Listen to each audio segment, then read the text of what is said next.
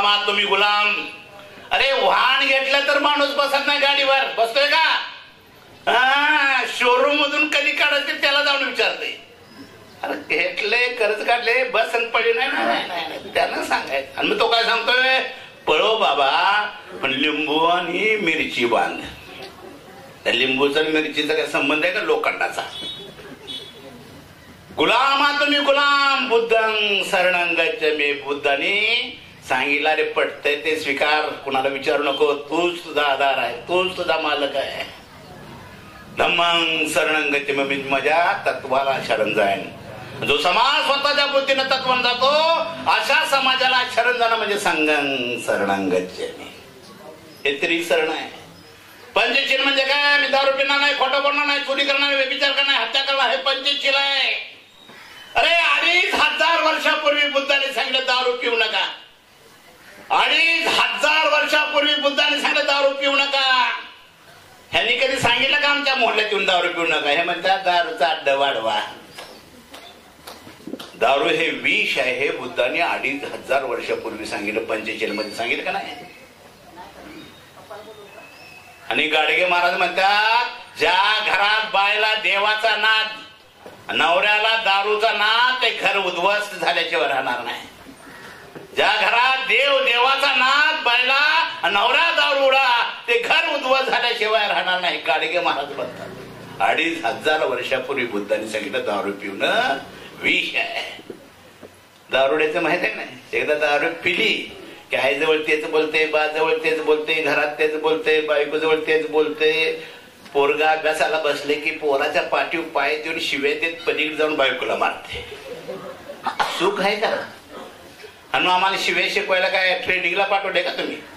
जा रे 500 रुपये घेऊन 2 शिव्या शिकून ये. आपल्याकडे असल्या शिव्या आहे. आम्ही जर ठेवणीतल्या शिव्या काढल्या तर पुढचं चक्कर येऊनच पडेल. या असल्या शिव्या. म्हणून बुद्धाने सांगला अष्टांगामध्ये सम्यक वाचा, बोलताना सुद्धा संयम असावा. ह्या अष्टांगामध्ये हे त्रिसरण पंचशील अष्टांग, 10 पारमिता, समता, स्वातंत्र्य, बंधुत्व, न्याय, तृष्णेमध्ये दुःखात दीप भवा, या विचाराचा प्रभाव एवढा झाला, देश बुद्ध झाला. सगळा देश बुद्ध झाला. देशाचे सगळे राजे बौद्ध होते. तुम्ही आम्ही सगळे बौद्ध होतो माझ्या बांधवांनो. 750 वर्ष बुद्धाचं राज्य होतं. सायन्स टोकाला गेलं होतं. अनेक महाविद्यालय, अनेक विद्यापीठं तयार झाली होती, पण ब्राह्मण टपून होती. त्यांची व्यवस्था धोक्यात आली बुद्धामुळे. बुद्धानंतर सम्राट अशोक उदय झाला. सम्राट अशोकाने युद्ध जिंकलं.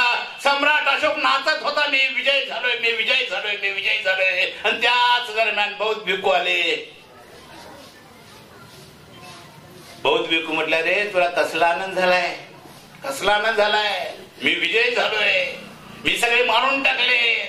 बौद्ध भिक्खू म्हटला रे बघ त्या प्रेताजवळ त्याची आई रडते, तुला कसला आनंद झालाय. बघ त्या प्रेताजवळ त्याचं पोरग रडतय, तुला कसला आनंद झालाय. बघ त्या प्रेताजवळ सगळा समाज जमून रडतोय, त्याला कसला तो आनंद झालाय. हे विदारक चित्र सम्राट अशोकानं पाहिलं, तलवार टाकली आणि गौतम बुद्धाचा धम्म स्वीकारला. ते दुसरं प्रवर्तन चक्र सम्राट अशोकाने फिरवलं. नुसतं फिरवलं नाही माझ्या आया बहिणीनो, सम्राट अशोकाची मुलगी संघमित्रा परदेशात पाठवली. जग बौद्ध झालंय. 3 नंबरचा बौद्ध राष्ट्र झालेत भारतावर. ह्या जगामध्ये 84,000 बौद्ध विहार बांधली सम्राट अशोकानं. 84 कुठे गेली?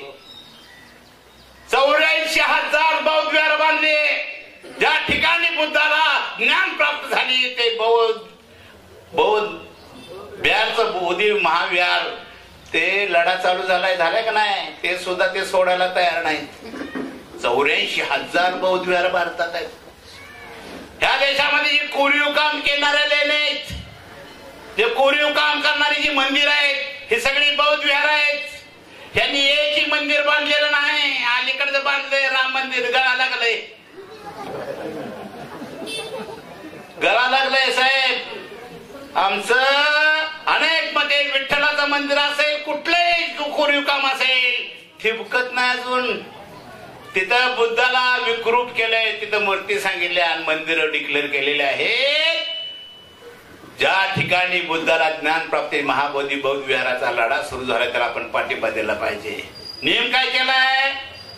4 ब्राह्मण हिंदू, ब्राह्मणच म्हटलंय, नाहीतर मांग मारायला घेतलेला नाही, ब्राह्मणच, आणि 4 बौद्ध आणि 1 कलेक्टर. कलेक्टर सुद्धा हिंदूच पाहिजे, म्हणजे 5 विरुद्ध 4. त्याच्यामुळे आज तागायत ते विहार त्यांच्या ताब्यात राहिलेलं आहे. 84,000 बौद्ध विहार बांधली आणि हा सगळा देश बुद्ध झाला, जगात बौद्ध धम्म गेला. पण शेवटचा राजा भद्रथ त्याच्या पदरी पुष्य मित्र शृंग नावाचा ब्राह्मण सेनापती होता, त्यानं घात साधली, शेवटच्या बौद्ध राजाचा शिरछेद केला. आणि पुन्हा ह्या देशामध्ये मनुस्मृती, पुन्हा ब्राह्मण क्षत्रिय वैश्य शूद्र, पुन्हा जाती पोट जाती, पुन्हा 33 कोटी देव आमच्या देवा डोक्यावर मारले. आणि या व्यवस्थेला दुसऱ्यांदा जर झटका कोणी दिला असेल महाराष्ट्रामध्ये तर त्याचं नाव आहे छत्रपती शिवाजी महाराज. ते भिडे म्हणते शिवाजी महाराज नसते हिंदूच कौतुक करत होत. सांगलीत आमच्या गावातलं शिवाजी महाराज का त्यांना, अरे प्रत्येकाला राजा आपला वाटत होता त्या काळामध्ये. का? अरे देश 150 वर्ष पारतंत्र्यात होता, खोटा आहे ते. आदेश 750 वर्ष पारतंत्र्यात होता. डच आले, हुन आले, पोर्तुगाल आले, मोगल आले, नंतर इंग्रज आले. बारीक बारीक देशाने आपला देश का गिळकृत केला? तर या मनुस्मृतीनं सांगितलं होतं शस्त्र धरण्याचा अधिकार फक्त राजकुमारांना. कुणबी मराठ्यानं सुद्धा शस्त्र धरायचं नाही, आमचा तर प्रश्नच नव्हता. परकी यायचे राजघराणे ताब्यात घेतले की देश ताब्यात द्यायचा. त्याचं निरीक्षण अवलोकन जिजाऊनी छत्रपती शिवाजी महाराजांनी केलं. आणि या महाराष्ट्राच्या साडी माळी तेली आपल्या गोष्टी नावी दरगर सुतार लवार कुंभार मांग महार डोर चांबार साडी वसवाई कैकडी पाचपाती मराठा कुणबी मराठाना शस्त्राचं प्रशिक्षण दिलं आणि तुटलेला फुटलेला महाराष्ट्र छत्रपती शिवाजी महाराजांनी उभा केला. केला का नाही? आणि मी आता खऱ्या अर्थानं राजा व्हायला तयार झालो, माझा राज्याभिषेक करा ही मागणी केल्यानंतर महाराष्ट्राच्या ब्राह्मणांनी मिटिंग घेतली. सांगितलं महाराज आम्ही तुमचा राज्याभिषेक करू शकत नाही का? तर तुम्ही क्षत्रिय नाही. किती अवमान महाराजांचा. नाही केला का? बरं राज्यातून काका भट्टाला बोलवलं शिवाजी महाराजांना. शिवाजी महाराज खवळले. अरे राजा वारला तर 1 वर्ष शहाजी राजांना ह्यांनी कळवलं नाही बाप वारल्याचं. 1 वर्ष संभाजीराजांना कळाला, चिडले नाग एकेकाला हत्तीच्या पायाखाली दिले, एकाने लोट केलाय संभाजीराजांना. तो छावा पिक्चर शेवट खोटा आहे. छावा पिक्चरचा शेवट खोटा दाखवला त्यांनी हिंदू आणि मुस्लिमांच्या दंगली पेटवण्यासाठी. खरा इतिहास आहे मोगलांच्या राज्यामध्ये कधीही इतिहासामध्ये अशी शिक्षा कुणाला दिलेली नाही. मोगलांनी शिक्षा झाली आणि हे म्हटले आता मनुस्मृतीप्रमाणे आम्हाला शिक्षा कशी करायची आमचा अधिकार आहे. संभाजीराजांना घेतलं, कंडक करून मारलं, फेकलं त्या वडूच्या भागामध्ये. आणि ऑर्डर होती प्रेताला जो हात तळ त्याचा शिरछेद करणार.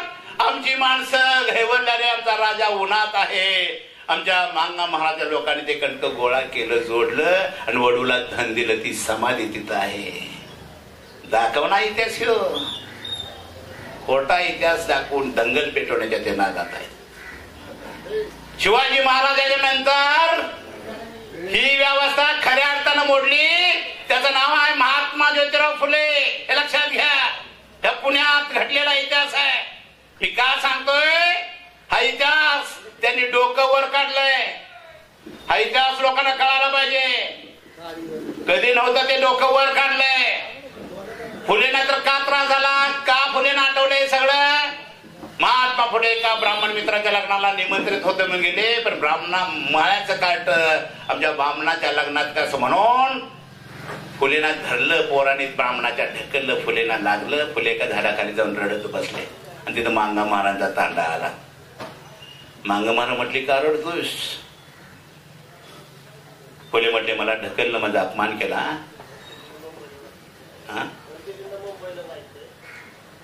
बंद करू का?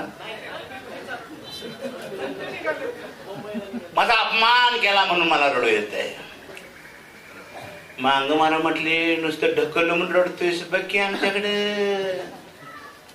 या पुण्यामध्ये पेशव्याच्या राज्यामध्ये मानाच्या गळ्यात गाडग पाठीमाग पेसाठी लाज रडण्याचा कपडा अशी मांग मार नुसतं ढकल रडतोयस बघ की आमच्याकडे. अरे पिढ्यांचा हलाल केलं हे व्यवस्थेनंतर याने हसतोय ढकल म्हणून रडतोयस. फुलेने ऐकलं बघितलं धस झालं. फुलेचे अश्राटले फुले रात्रभर झोपलेले चिंतन करू लागले आणि ते चिंतनातून एक सिद्धांत बाहेर पडला. विद्ये विना मती गेली, मती विना नीती गेली, नीती विना गती गेली, गती विना वित्त गेले, वित्त विना शूद्र कसले. हे सगळे अनर्थ एका विद्येने केले. ब्राह्मणेतरांना कुणाला शिक्षणाचा अधिकार नव्हता हे फुलेनी जाणलं आणि आज पुण्यामध्ये फुलेनी मागासवर्गीयांच्या शाळा काढल्या. माझ्या आया बहिणीनं फुलेनी पाण्याचा हौद खुला केला. पाणी पाणी म्हणून आमची माणसं मेलेला इतिहास आहे देशात.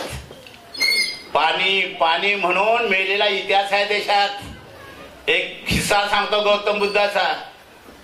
बुद्धाच्या काळामध्ये आनंद प्रवचनाला चालले होते. जाता जाता एका विहिरीवर एक मांगाची पोरगी लोटा घेऊन उभी होती पाण्यासाठी.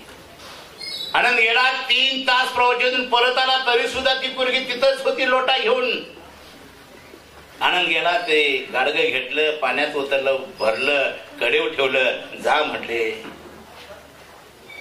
ती पोरगी आश्चर्य वाटलं तिला. माझ्या आयुष्यामध्ये पहिला हा प्रसंग आहे. कोण हा माणूस? येतोय काय गाडगं घेतोय का पाण्यात उतरतोय का बुडवतोय का कडेवर घेतोय काय? त्या पोरीचं प्रेम आनंदावर बसलं. आनंद बहुत भिक्खू होता. आनंद अस्वस्थ झाला. बुद्ध म्हणले काय झालं आनंद? आनंद म्हटले असाचा प्रसंग झाला. ते पोरगी माझा काय पाठ सोडणार झाला. बुद्ध म्हटले बोलव त्या घरच्या लोकांना तिच्या सकट. मातांगी पोरगी बुद्धाच्या समोर आली. प्रेमावर माझ्या बांधवानो बुद्धाने 3 तास प्रवचन दिलंय. ती प्रेमाची खाण त्या मुलीच्या डोक्यातून गेली आणि या देशामध्ये पहिल्यांदा बौद्ध भिक्खुनी कोण झाला असेल ती मातंगी झाली. मित्र हा इतिहास मांगाचा आहे. मांगाला कोण सांगणं झाले. फुले गेले. माझ्या आई म्हणणं हौद खुला केला म्हणजे काय अवस्था. पाणी सुद्धा मला कोण वाढत नव्हतं. फुले म्हटले माझा हौद आहे पाणी घेऊन जावा. आणि मग फुले म्हटले उद्यापासून मी मुलींची शाळा करणार. ज्या दिवशी फुले म्हटले त्याच रात्री फुलेंच्या खुनी आणला झाला पुण्यामध्ये. फुले घाबरले. असे घाबरलेले फुले लवजी वस्ताद साहेब नावाचा मांग इथं तालीम चालवत होते. फुले म्हटले वस्ताद मी अडचणीत आहे. काय झालंय? मुलींची शाळा काढून पुण्याला झालाय. मला संरक्षण पाहिजे. तो मांगाचा लवजी वस्ताद साहेब काय म्हणतोय? चाल म्हटले शाळेच्या ठिकाणी घर घोषणा काय करायचे मी काय बोलत ते बोलतो. लवा जमा दुसऱ्या दिवशी शाळेच्या ठिकाणी फुले म्हटले उद्यापासून मी मागास मुलीची शाळा काढते. मुली शाळेत घाला. शिक्षिका सावित्रीबाई फुले. आणि तो मांगाचा वस्ताद म्हटला हे पुणेकरांनो जानवेवाला आणि शेतीवाल्यानो ही दोघं मुलीची शाळा काढतायत ते लक्षात घ्या. उद्यापासून या दोघांच्या केसाला धक्का लागला तर या मांगाशी गाठ आहे अशी धमकी दिल्यानंतर पुण्याची बामनगार झाली. पुन्हा फुलेचा नाद केला नाही. पुन्हा नाद केला नाही. दुसऱ्या दिवशी फुले म्हटले वस्ताद पुरी शाळेची नाद. आणि मांगाचा वस्ताद उठला आपल्या पुतणीला खांद्यावर ठेवलं. कुणाची माय वेळा त्यांना माझ्या डोळ्या म्हटला मी माझ्या पुतणीला शाळेत घालायला चाललोय. त्या मुलगीला शाळेत ठेवलं. बाकीच्या मुली शाळेत येऊ लागल्या. सावित्रीबाईची शाळा सुरू झाली. त्या मुलीचं नाव होतं मुक्ता साळवे. होतं का नाही? 4थीला गेली सावित्री म्हणून निबंध लिही. वाचा तो निबंध. काय म्हणते ती निबंधामध्ये? मांग महाराजच्या दुःखाचा निबंध आहे तो. निर्मिका तू आम्हाला ज्या धर्माचा समजतोयस त्या आमच्याच धर्माची माणसं आम्हाला गावाच्या बाहेर का ठेवतात? आमच्याच धर्माची माणसं आम्हाला मंदिरामध्ये आमच्याच देवाच्या मंदिरामध्ये प्रवेश का देत नाहीत? आमच्याच धर्माची माणसं आम्हाला वरून पाणी का वाढतात नव्हे? निर्मिका आमच्याच धर्माची माणसं मुंगीला साखर टाकतात आणि आम्हाला लाथा का घालतात? एक अनेक प्रश्न विचारले आणि म्हणे मित्रांनो निर्मिका तू काही मान आम्ही धर्म नसलेली माणसं आहोत. धर्म नसलेली माणसं आहोत. 1855 ला मांगाची मुक्ता साळवे मध्ये आम्ही धर्म नसलेली माणसं आहोत. आणि 56ला बाबासाहेबांनी तुम्हाला धम्म दिलाय, तुम्हाला धर्म नसल्यामुळे. खरंय का नाही? धर्म नाही तुम्हाला. कुठला धर्म होता? हिंदू धर्म आहे का? हिंदू धर्मच नाही. मी उघड बोलतोय साहेब, हिंदू धर्म नाही. ते RSS चा प्रभू म्हणतोय धर्मच नाही आमचा. मी म्हणतोय का? धर्म म्हणजे की 3 प्रक्रिया असतात. धर्माचा संस्थापक सांगायला लागतोय. तो एक पुस्तक लिहितो, त्याला धर्मग्रंथ म्हणतात. आणि माझ्या धर्मात माणसानं कसं यायचं त्याचा एक विधी लिहून ठेवला जातो, त्याला धर्म म्हणतात. या मुस्लिम धर्म मोहम्मद पैगंबर संस्थापक लिहिलेले पुस्तक कुराण आणि सुलता झाल्याशिवाय मुस्लिम होता येत नाही. कट करूनच आत घेतात. या ख्रिश्चन धर्म येशू ख्रिस्त संस्थापकांनी लिहिलेले पुस्तक बायबल आणि बाप्तिस्मा झाल्याशिवाय ख्रिश्चन होता येत नाही. घ्या हिंदू. हाय का संस्थापक? सांगा नसला तर. मी बीड मध्ये प्रश्न विचारला, एक तर आमच्या दुजूरला म्हटलं हाय की. मी म्हटलं काय सांग की. शंकराचार्य. मी म्हटलं 4 आहे त्याच्यात कुठला? मग मला माहित नाही म्हटलं. अशा धर्माला संस्थापक नाही, त्या संस्थापक नाही पुस्तक दिलंय. तो धर्मग्रंथ मान्यता आहे का? 2 वर्षापूर्वी गीतेला ह्याने सुप्रीम कोर्टाच्या समोर उभं केला, मला धर्मग्रंथ मान्यता द्या. नो म्हटलं कोर्टानं. धर्मग्रंथ नाही. आणि साडी माळी तेली तबले गोष्टी नाविदंद्र सुतारला वाकुंबार मांग महाटोर समर सडी गोसवाई काही काडी पाचपाटी मराठा पुरपी मराठा. यांचा हिंदू म्हणून काही विधी झालाय का? सांगाना झाला असेल तर. ब्राह्मणांची मंज होते, आमचं काहीच होत नाही. भांगानं मामुड्यात जन्माला यायचं, मामुड्यात मारायचं. मारानं मारुड्यात जन्माला यायचं, मारुड्यात मारायचं. ढोरानं ढोरवाड्यात जन्माला यायचं, ढोरवाड्यात. दिल्लीत मराठा मेला तर गल्लीतच येतंय प्रेत. मुंबईला माग मारविली, गल्लीतच प्रेत येतात. वर पण जायला संधी नाही आणि उतरायला पण संधी नाही. म्हणून बाबासाहेब म्हटले शिडी नसलेली इमारत आहे. हिंदू धर्म म्हणजे काय? कप्पच केले ती. कप्प्यातच जगायचं, कप्प्यातच मारायचं आणि कप्प्यातच माती द्यायची. फुलेंचा मृत्यू झाला आणि बाबासाहेबांचा जन्म झालाय. माझ्या आया बहिणीनो, हे तुमचं नटणं थटणं फिरणं, मी बोलणं, मी प्राध्यापक होणं, साहेब अधिकारी होणं, हे बंगलं घर सगळ्या गाड्या घोड्या हे सगळं कुणाच्या मिळालं असेल तर एकमेव डॉक्टर बाबासाहेब आंबेडकरांच्या मिळालंय. नुसतं महारामांना नव्हे, सगळ्या देशातल्या ब्राह्मणेतरांना जर काही हे सगळं वैभव मिळालं ते बाबासाहेबांच्या मिळालं. हे लक्षात घ्या. त्या बाबासाहेबांचं नाव मिटवतो तर मेसरा लेखा घास आहे का तुझा? महाराष्ट्रात आलं की मारायचंच आहे त्याला. कर्णिकला कसा मारला, कर्णिक सेनेला. काय बोलतात? बाबासाहेबांचं नाव मिटवायचं. ते म्हणतात घटनाच केली नाही बाबासाहेबांनी. किती धाडस वाढलंय त्यांचं. आणि संचलन चालू झालंय त्यांचं RSS. का बाबासाहेबांनी घटनेच्या माध्यमातून फौज तयार केल्या, देशाच्या संरक्षणासाठी केलं का नाही? अंतर्गत संरक्षणाला SRP तयार केलेत, पोलीस तयार केलेत, होमगार्ड तयार केलेत का नाही? कमी पडला तर NCCचे कॅडेट्स आहेत. मग तुझ्या काट्या कशासाठी? कुणासाठी? प्रश्न विचारतो आम्ही. का संचलन तुमचं? संचलन करणाऱ्यानो भीमा कोरेगाव आठवा. लय नाद करू नका आमचा. बाबासाहेबांचं नाव मिटवायची भाषा करू नका. बाबासाहेबांसाठी आम्ही मरायला तयार आहे, जाळून खायला तयार आहे. आमच्या समोर काट्यात फिरू नका. कशासाठी संचलन आहे? कोणासाठी संचलन आहे? आम्हाला भीती घालण्यासाठी. 528,000 मारलेत. हा इतिहास आहे. ती रग अजून काय आमची संपलेली नाही. आम्ही शांत काय? बाबासाहेबांची चौकट असल्यामुळे आम्ही आत आहे. आणि घटनाच मोडायची म्हटलं आमचं हात खुलच आहे. तुझं हात खुलं ना आमचं हात खुलं. पळता होईल चोडी होईल. हाय 3.5%. आम्ही म्हणतोय करा राजकारभार. कुणी अडवले तुम्हाला? बरोबर नाही? करा काय, पण बाबासाहेबांना हात घालू नका, घटनेला हात घालू नका. स्वामी विवेकानंद एका पुस्तकात लिहिलंय, त्यांना इशारा देतोय. स्वामी विवेकानंद दिलेला इशारा. ते म्हणतात लेखानो, तुमच्या या क्लुप्त्या डाव बहुजन समाजाच्या लक्षात आले तर बहुजन समाज एक होईल. आणि अंगारा हातातून जसा फुकवून देतात तसा एक दिवस तुम्हाला फुंकून देतील. ती व्यवस्था, ती प्रक्रिया येऊ देऊ नका आमच्यापर्यंत. 528,000 मारले. हा इतिहास आहे. तो इतिहास कसा आहे? पेशवा हटत नव्हता इंग्रजांना. आणि आमची माणसं गळ्यात गाडगं पाठीमागप्यासाठी खायला अन्न नाही तर गले लटच.